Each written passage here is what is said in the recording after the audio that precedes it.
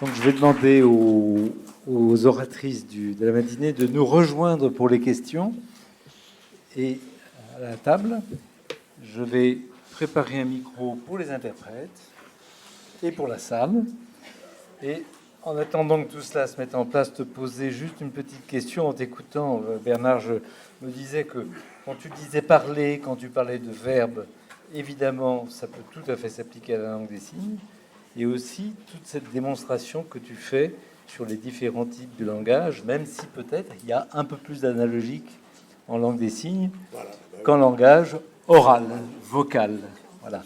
Et la question que je voudrais te poser en attendant que nos collègues arrivent, c'est la question que tu développes aussi beaucoup dans tes livres, qui est la question de la triade et de la présence du père dans la relation, dans le lien du bébé à sa mère, mais à l'autre. Hein. Et est-ce que tu penses que le père a un rôle à jouer dans l'accès au langage de façon générale pour un enfant? Si je te disais non, aucun rôle, je pense que tu aurais un peu de mal à me croire quand même. Non, mais par contre, ce que je veux insister, c'est que justement le père, souvent la psychanalyse parle du père, d'un père tardif, d'un père oedipien, d'un père qui est là pour un peu séparer la mère et le bébé. Alors que là, chez les tout petits, bien sûr, le rôle du père est très important, mais c'est pas un rôle de séparation. C'est un rôle, on dit parfois que le père, c'est un tiers, mais un tiers reliant. Un tiers nourricier de la dyade qui va permettre justement au bébé et à la mère de s'écarter sans se lâcher. Et certains pères sont de très bons traducteurs des messages entre la mère et le bébé. C'est-à-dire que c'est pas un tiers qui coupe, c'est un tiers qui relie, mais c'est déjà un tiers nécessaire, absolument. Qui sépare et qui relie. Donc question à la salle, il faut que les interprètes aient un... Voilà, c'est bon. Et puis donc nos oratrices sont là pour y répondre. Vous vous présentez, hein, s'il vous plaît. Bonjour, je m'appelle Catherine Vella, je suis présidente de l'Association nationale de parents d'enfants sourds, ayant fait le choix de la langue des signes comme mode de communication et d'éducation. J'ai trouvé, enfin là c'est un petit peu difficile de reprendre le fil après l'intervention de Monsieur Gols parce que ça m'a évoqué beaucoup de choses. J'ai un petit garçon qui n'est que dans la langue des signes et à la dernière colo où il a participé avec des enfants entendants, on m'a dit que c'était le plus bavard de la colo. Et donc voilà, ça veut dire que sa façon de s'exprimer avec son corps, avec ses signes, avec ça, fait que ça a été le plus bavard. Il avait des tas de choses à dire et ça a très bien passé avec les autres, avec les entendants qui étaient là. Non, moi, ma question, c'est parce que j'accueille beaucoup de familles. J'ai beaucoup de familles au téléphone de la France entière. Et souvent des familles qui vont pas bien parce que dans le dépistage de la surdité dont vous parliez tout à l'heure, peut-être qu'effectivement, ça peut apporter des progrès. Mais moi, ce que j'ai l'impression, c'est qu'il n'y a qu'un accueil médical. Même si vous, psychologue, vous en faites partie. J'ai l'impression que les familles, moi, celles que je reçois, celles qui me téléphonent, celles qui m'écrivent, sont perdues dans un discours médical, médicalisé, et n'ont pas une vision de leur enfant autre qu'à travers ce discours médical. Et c'est quand même très problématique, parce que moi, les familles que j'accueille, alors je ne sais pas si... Parce que, mais j'ai l'impression qu'avec mes collègues des autres associations nationales, on a un peu vécu la même chose.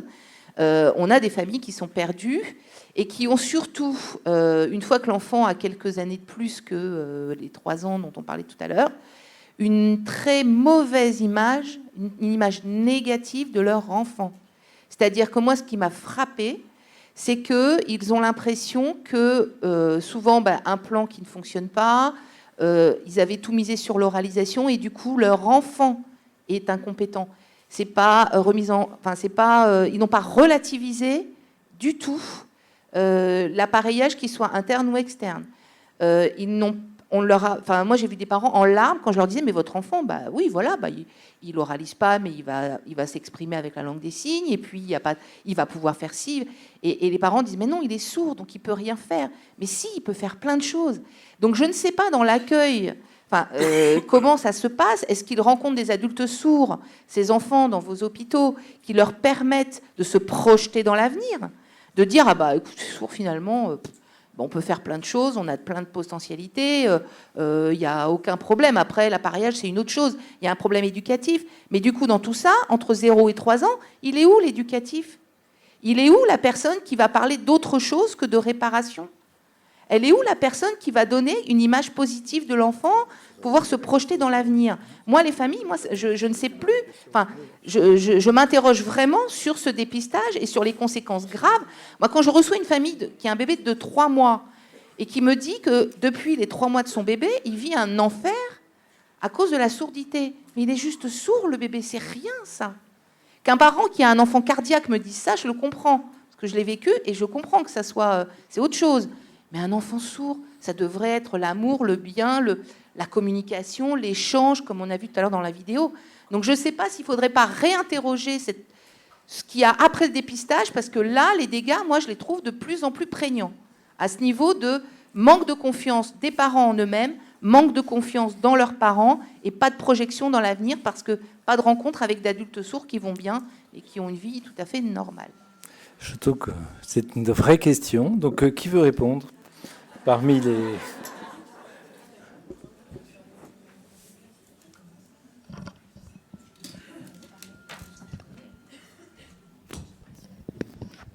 Oui. Ce que vous voyez, peut-être, c'est les échecs de la prise en charge de ces dames. Du coup, je vais commencer par répondre. Effectivement, c'est une très bonne question. On va commencer par ça. C'est une remarque qu'on peut se faire, oui, quand on est dans un hôpital, effectivement, la priorisation, elle est le regard médical. On est bien d'accord.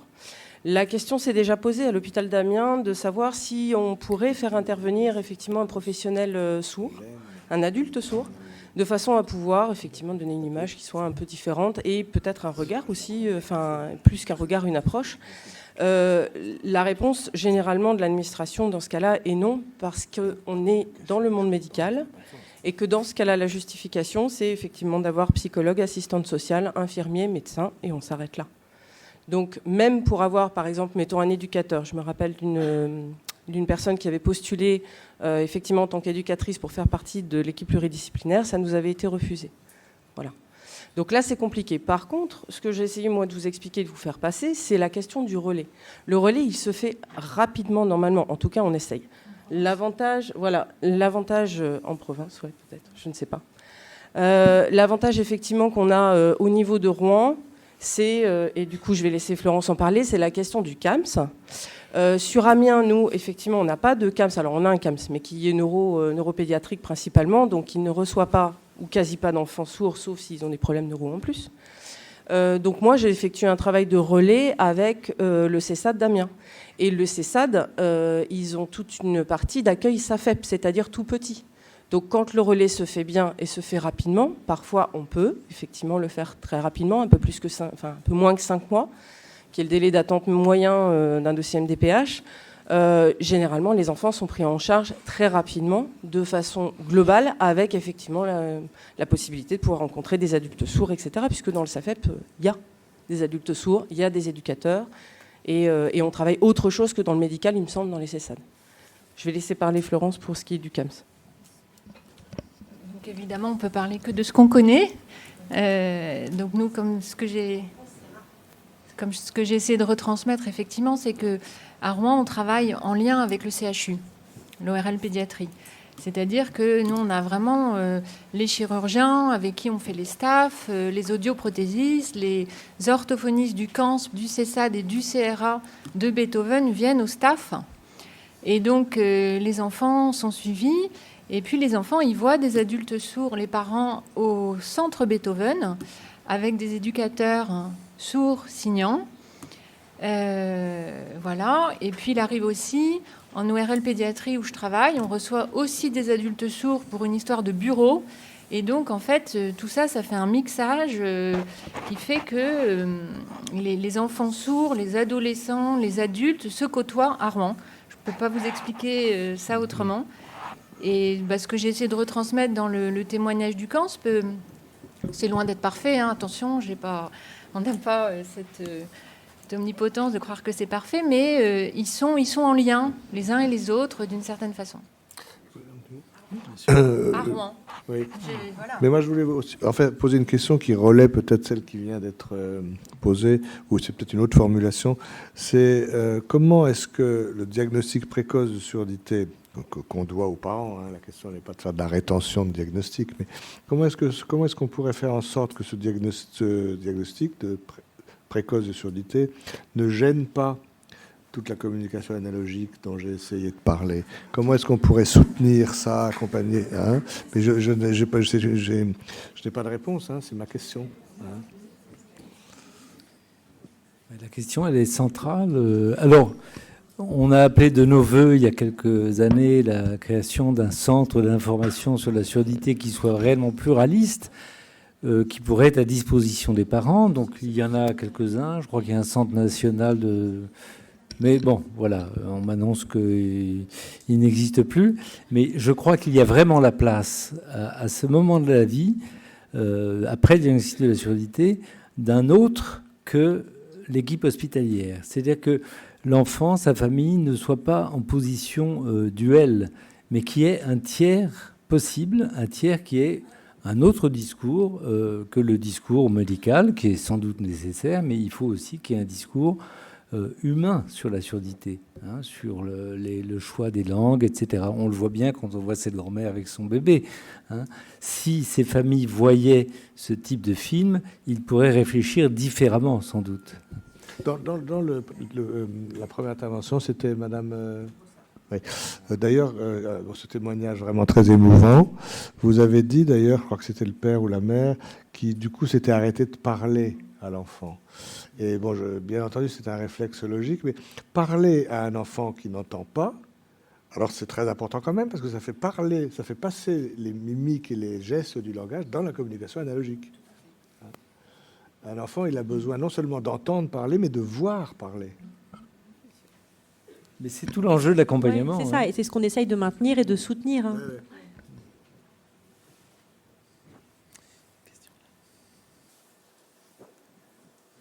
Bonjour, je m'appelle Jean-Luc Cavallero, je suis médecin.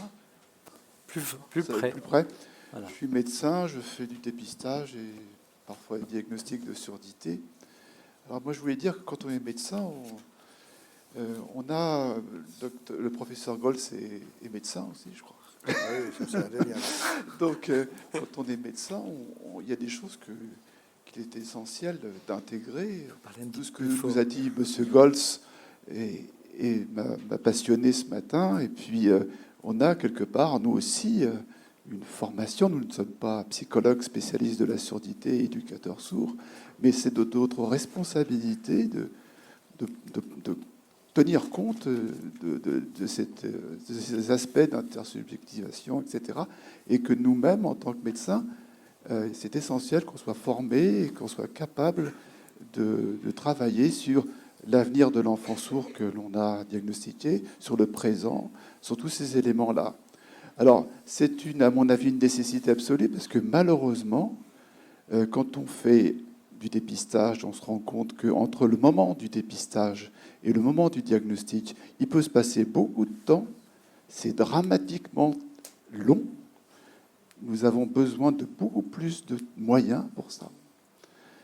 Et d'autre part, quand le diagnostic est fait, nous avons un retard considérable pour la prise en charge de l'enfant. Il existe en France des structures fantastiques qui sont totalement adaptées à cette prise en charge, qui s'appellent les SAFEP. On a beaucoup de mal parce qu'on a parfois des autorisations d'admission. C'est compliqué, pas à cause des SAFEP, mais à cause des aspects administratifs des choses. Nous, en tant que médecins, on est en première ligne pour travailler sur ces aspects relationnels, émotionnels, tout ce que les parents ont à nous dire et tout ce que le bébé a à nous dire. On doit, nous, en tant que médecins, travailler dessus. Parce que, malheureusement, les choses, j'espère, vont changer, mais c'est actuellement, dans le temps présent où nous sommes, c'est très difficile pour nous.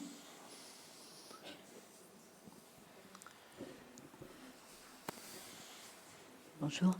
Est-ce qu'on pourrait dire que, Martine de Thor, Est-ce qu'on pourrait dire qu'il y a plusieurs niveaux sur lesquels nous parlons? Il y a un niveau médical, il y a un niveau du développement psychologique de l'enfant et des relations avec ses parents. Moi, je pense qu'il y en a un autre, c'est les effets de la surdité sur les parents, dont j'essaierai de vous parler cet après-midi. Et donc, c'est donc encore un autre niveau. Et puis, il y en a d'autres qui, en France, sont intéressants à questionner. C'est comment on considère un handicap. Qu'est-ce qu'on comment socialement on considère ce handicap-là? Je prends toujours l'exemple de la Suède, et je ne suis pas certaine que ce soit encore vrai et comme ça, mais en Suède, il n'y a pas si longtemps, quand un bébé sourd naissait, non seulement l'État donnait un peu de temps à la famille et un peu d'argent et aux services compétents pour avoir recours à des adultes sourds qui signent et qui parlent, que les parents puissent faire des choix qui soient vraiment des choix, et l'État payait, dans la commune de résidence des parents, des cours de langue des signes pour tout le, écoutez-moi bien, quartier. Pour tout le quartier. C'est-à-dire que c'est une conception, je le prends exprès un peu, voilà, pour qu'on pense, c'est une conception totalement différente. Alors vous allez me dire, ah oui, mais ça c'est politique. Ben oui, le handicap, c'est toujours politique. Et la langue, c'est toujours politique aussi. Ça a toujours des enjeux qui sont d'un autre ordre que la relation individuelle. Et donc nous, pauvres travailleurs de la santé, nous nous retrouvons tous les jours avec ces différents niveaux amenés par les parents. Les difficultés sociales, le temps. Alors là, le temps, il est à tous les étages. Hein. Tous les registres, il y a le temps, la temporalité.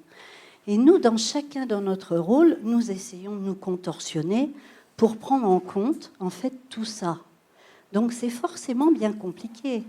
Donc évidemment, nous, comme psy, on insiste plus, on met plus la lumière sur certaines choses. De toute façon, il nous faut du temps. Et ce que dit monsieur qui vient d'intervenir et qui est médecin, il dit, nous, on prend, c'est notre responsabilité, on fait ça. Mais excusez-moi, mais avec 2 rendez-vous ou 3 rendez-vous, je sais pas quoi, on n'est pas des magiciens. Il faut le temps, si on ne l'a pas, on ne fait pas. On ne peut pas, c'est tout. Voilà. À part Dieu, qui est maître du temps, quoi. Je veux dire, donc c'est une vraie question, la temporalité, à mon avis. Pour ceux qui ne la connaissent pas, Martine Dettor est psychologue, psychanalyste et travaille à l'UTES. D'autres questions?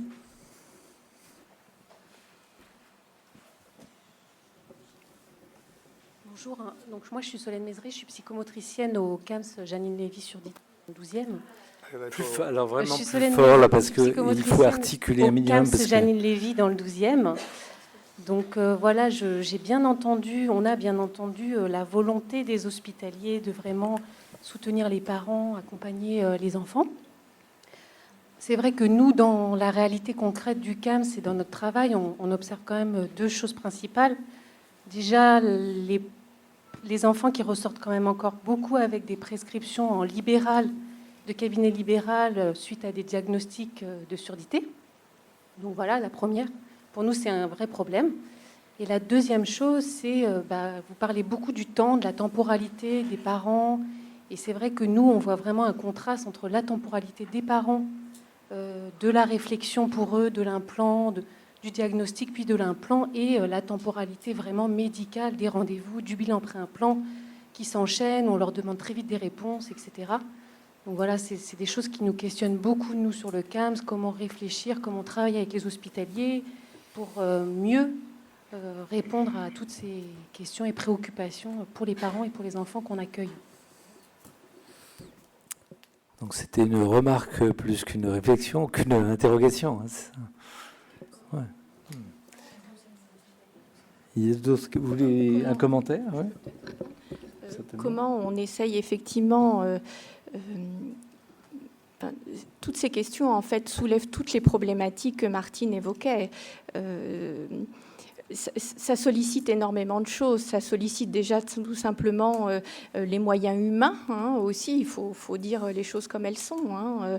On met en place des dispositifs au niveau national avec des moyens quasiment à flux constant, hein. Donc ça aussi, c'est un paramètre à prendre en compte.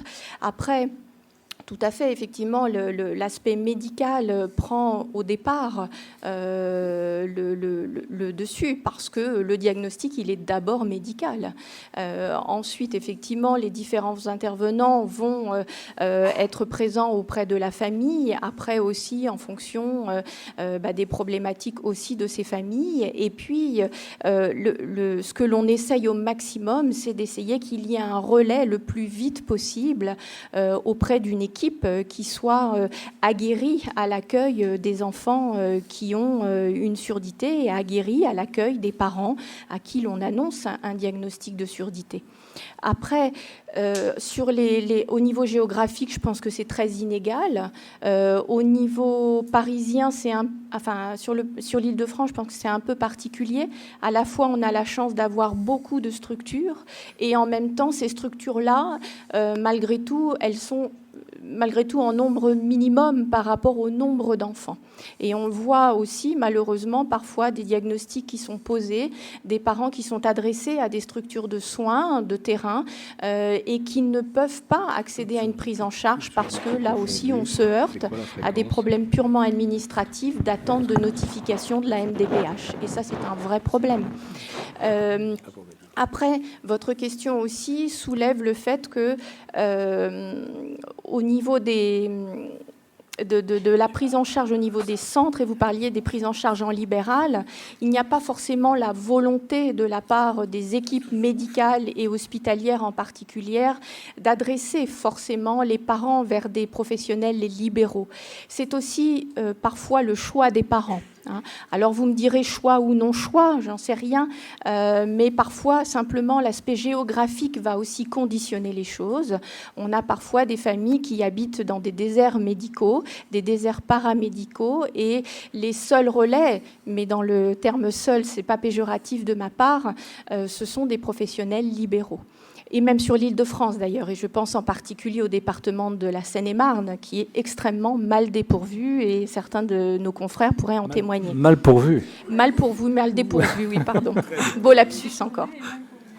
Voilà, exactement. Donc, et puis, il y a aussi des parents, et ça, je crois qu'il faut ne pas l'oublier, qui, lorsqu'on leur parle de la surdité, eh bien, pour eux, il y a quelque chose, évidemment, d'effrayant, même si, a priori, la surdité, c'est rien. Hein. Pour des familles, même une surdité légère peut être quelque chose d'excessivement traumatisant. Donc, je crois que c'est pas forcément par rapport au degré de surdité aussi que le vécu va être proportionnel.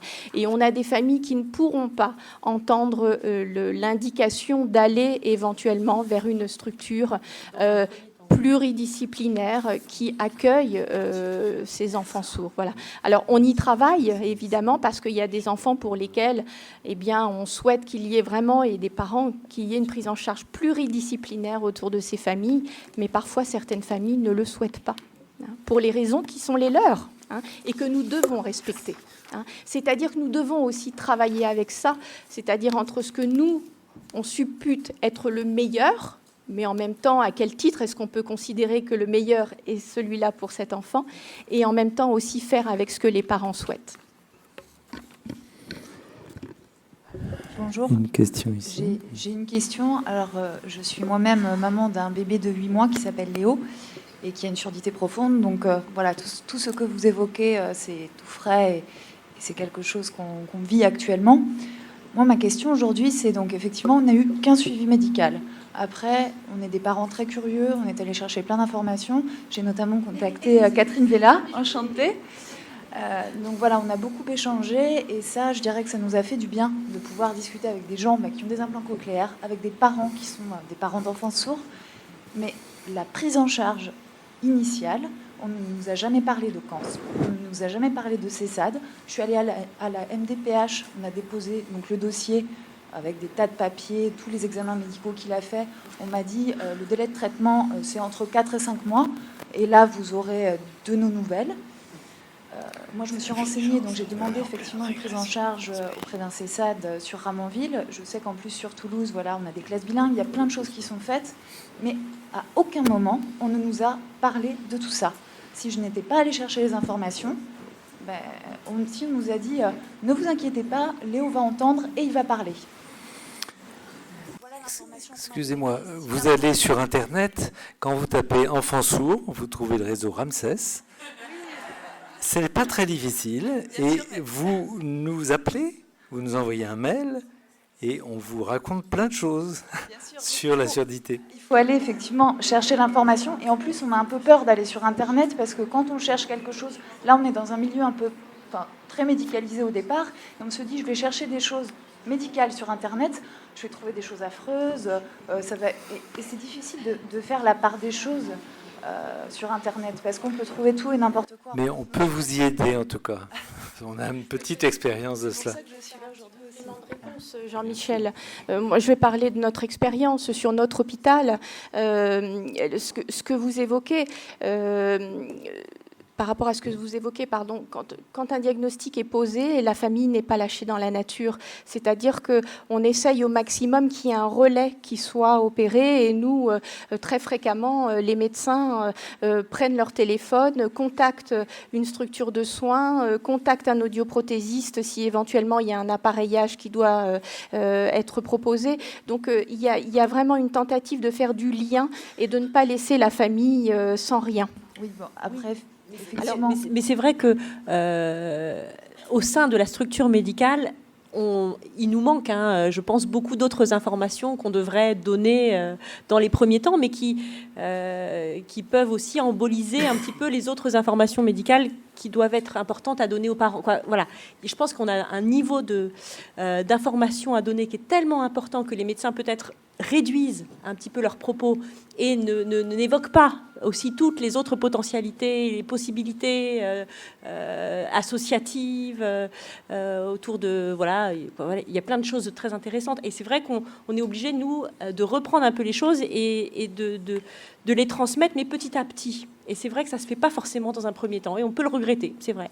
Normalement, ça devait être dans le cahier des charges. Oui. Alors, attendez, parce que vous n'avez pas le micro, Mme Vella. Donc, vous parlez du carnet des charges du dépistage néonatal, qui effectivement est très précis et qui donne un certain nombre d'informations, mais qui ne sont pas toujours suivies des faits, malheureusement. Martial Franzoni, tu te présentes peut-être ? Oui, Martial Franzoni, je suis orthophoniste. Au cas où quelqu'un ne te connaîtrait pas dans la salle, ce qui serait fort étonnant. Je suis orthophoniste et directeur du Centre expérimental orthophonique et pédagogique à Paris. Dans le micro. Ça va ? Donc, je suis orthophoniste et directeur du CEOP à Paris. Deux ou trois remarques par rapport à ce que disait le docteur Cavallero tout à l'heure. Ce délai entre le dépistage et le diagnostic, ça faisait partie du cahier des charges aussi, souvient-on Jean-Michel. Il est très difficile à vivre par les familles qu'on reçoit.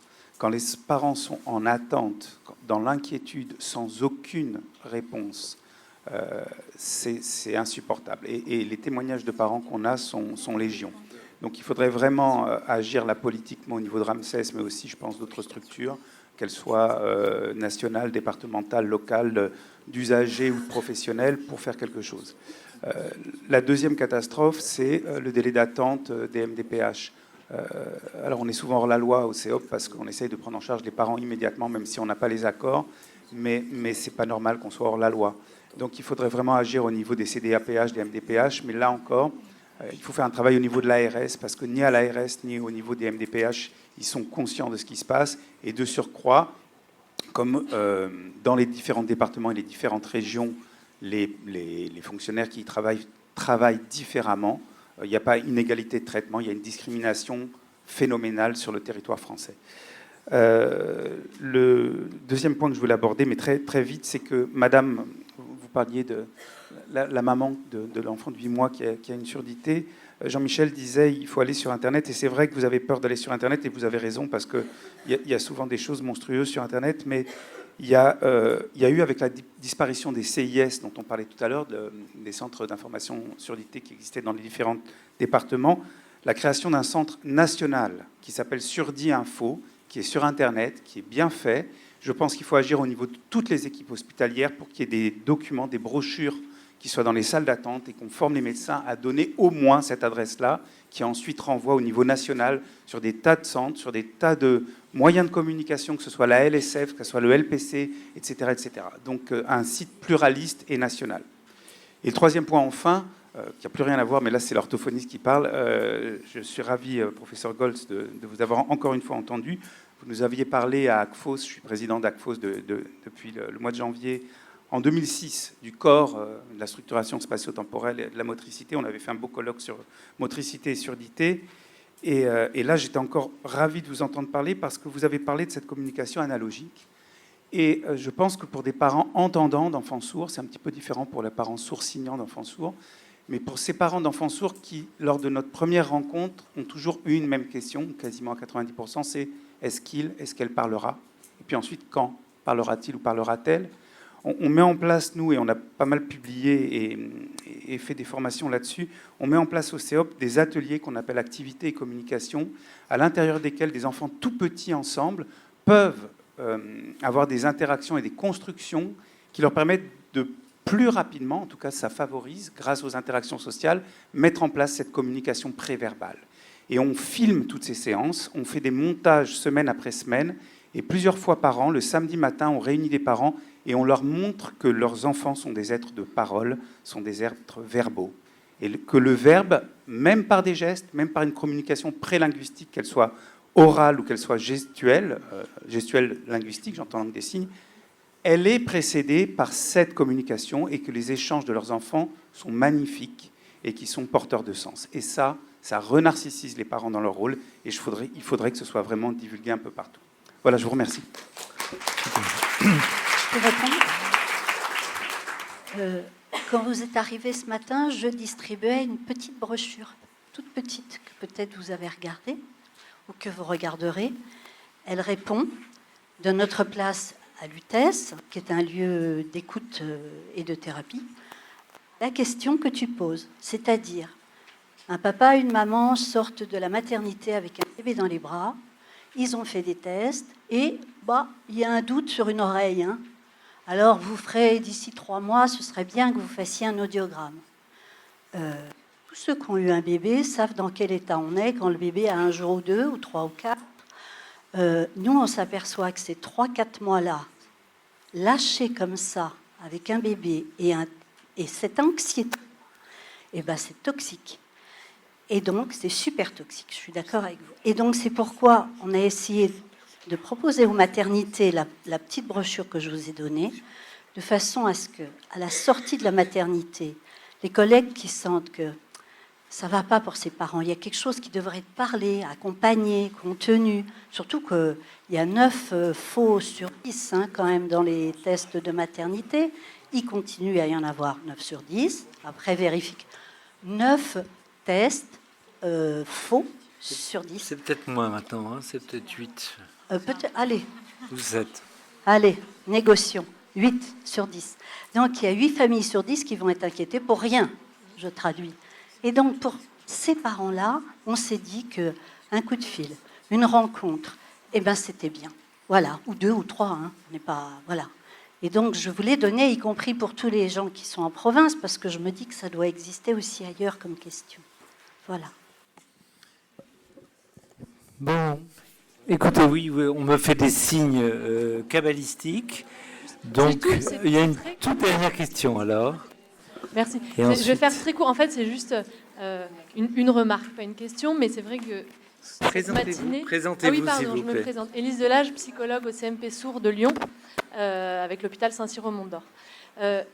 C'est le paradoxe saisissant que j'entendais ce matin entre eux, et du coup, ça reprend la question de la temporalité, finalement, entre parler, donc parler avec tout l'aspect médical, la question de l'implant, etc., et puis parler avec justement cet écart intersubjectif et puis ces liens qui se retissent et la temporalité dans ces 2 cas-là. Et finalement, je me demandais aussi, mais bon, on ne va pas refaire le monde, mais la question du dépistage, est-ce que ça ne vient pas brouiller cette communication analogique qui peut se mettre en place, y compris avec un bébé sourd et des parents entendants, juste dans un accordage, alors qu'il peut exister dans certaines conditions et dans certaines familles, pas dans d'autres, et c'est pour ça que le dépistage aussi, je pense, a été mis en place, mais où finalement le bébé est assez fort pour apprendre à ses parents à lui parler. Sauf qu'avec cette question du dépistage très précoce, on n'a plus confiance malheureusement en son bébé de manière assez brutale et à l'écouter pour qu'il puisse lui-même nous guider dans comment est-ce qu'on va pouvoir apprendre à communiquer ensemble.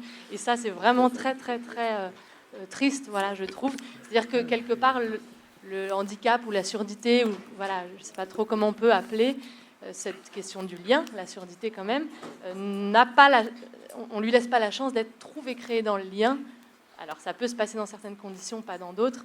Et voilà, je regrette beaucoup ça. Moi, je mets un petit bémol quand même à ce que vous dites, parce que pour certaines familles, justement, l'enfant étant sourd au moment des premiers mois, l'interaction ou même l'accordage pouvait être un peu compliqué avec des parents qui décrivent justement leur inquiétude sur... leur inquiétude plutôt sur un mode de est-ce que mon enfant a une possibilité et des compétences relationnelles indépendamment de la surdité, parce qu'ils n'étaient pas encore au courant. Mais c'est-à-dire que, je m'exprime mieux, certains parents pouvaient entretenir avec leur enfant avant qu'il soit sourd, qu'il sache qu'il soit sourd, pouvaient entretenir des relations qui pouvaient être difficiles ou avec des difficultés d'ajustement que le diagnostic a pu, dans certains cas, permettre une adaptation, un ajustement et de mettre du sens exactement sur quelque chose qui ne comprenait pas ou qui n'arrivait pas à maîtriser. Donc on a pu quand même voir quand même des réajustements assez précoces qui pouvaient... se mettre voilà. Et je pense que ça, c'est important parce que dans certains cas, c'est très compliqué. Et en effet, le dépistage brouille les pistes et brouille des relations. Mais dans certains cas aussi, l'annonce du diagnostic de la surdité permet de mettre des mots sur une difficulté qui n'était pas comprise et aussi un ajustement, une prise en charge adaptée. D'accord. Donc il y a eu un bénéfice secondaire de l'annonce du diagnostic et de la prise en charge pluridisciplinaire. Cela dit, je rappelle quand même qu'on nous étions un certain nombre à être des arriérés, c'est-à-dire à nous opposer farouchement à ce repérage de l'audition en néonatal, eu égard aux conséquences potentiellement graves, et que nous préconisions un repérage de la surdité, un diagnostic vers 3-4 mois. Hein. Voilà. Mais ce dépistage néonatal, ce repérage, est passé par voie d'arrêté présidentiel, c'est-à-dire squeezant complètement les débats qu'il devait y avoir entre l'Assemblée nationale et le Sénat. Il est passé par voie d'arrêté présidentiel entre les deux tours de l'élection en 2012. Voilà. Point de suspension. Merci de votre audience.